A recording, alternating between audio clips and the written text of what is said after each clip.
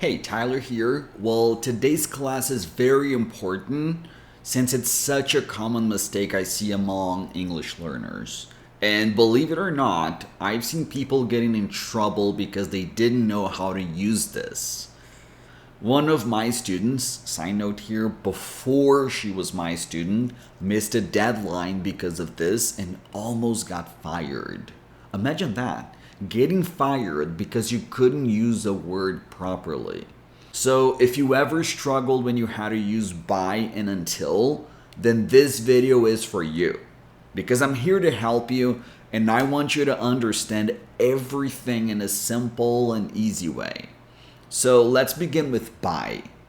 First of all, we usually use by plus a time. It can be a day, month, year, and it means no later than. For example, we need a hurry. We have to be home by 5 o'clock. So by 5 o'clock here means at 5 o'clock or before 5 o'clock, not later than 5 o'clock. Another example would be, where's Sarah? She should be here by now. So when is actually by now. By now here means now or before now, which means that Sarah should have already arrived.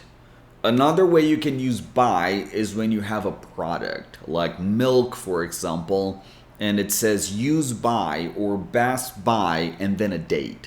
Let's say July 15th. What this use by or best by means is that you have to drink your milk no later than July 15th. So this is how we use by. Now let's go to until or till. Notice that if we write until, we spell with one L and till with two L's.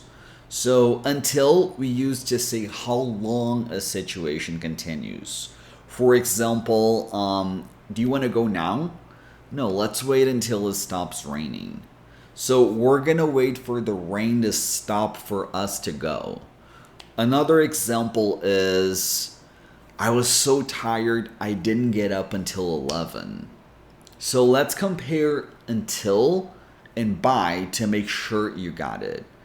If I say that John will be away until Monday, he will be back on Monday.